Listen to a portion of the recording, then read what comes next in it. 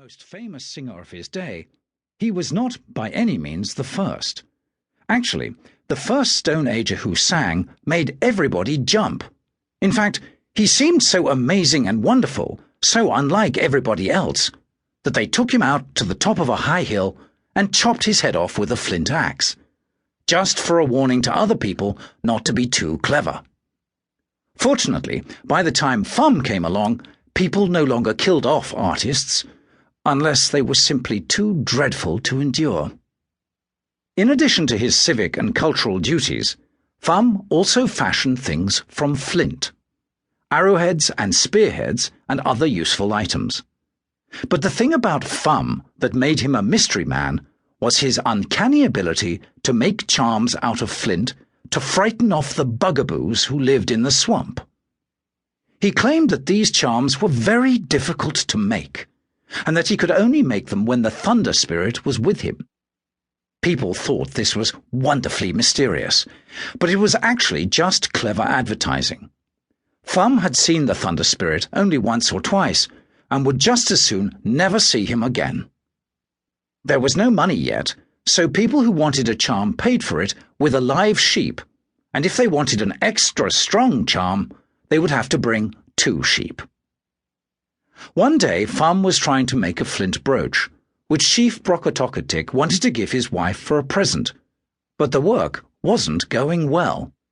He'd already ruined several perfectly good pieces of flint when a young warrior named Phut appeared at his doorway, which was really only a piece of hide hanging from the rock ledge above the entrance to his rock workshop.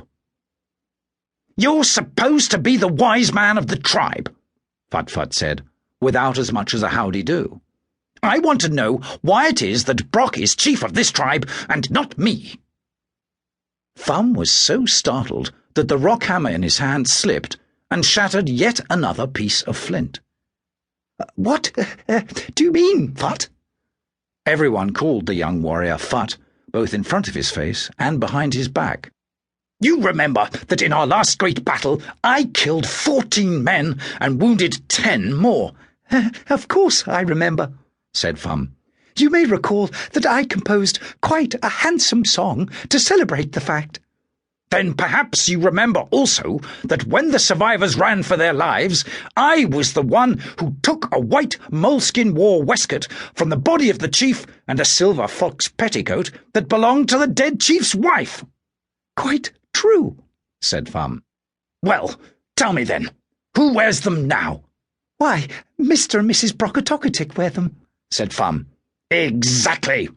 Brock took them from me. Indeed, he grabbed all the best things and left the second best for me. He claimed it was his right. And what I want to know is why." "Because, he is stronger than you." "Nonsense," said Phut. "I am stronger, I am younger, and my muscles are bigger. I belong to the Order of the Grey Heron Feather, just as he does." Here he indicated the grey heron feather stuck behind his ear, which was the only thing he wore besides his bearskin. The feather was awarded only to warriors who had killed more than 50 enemies, so Phut was quite proud of belonging to the order of the GHF. "In the last battle," Phut continued, "he killed only 7 men and a boy.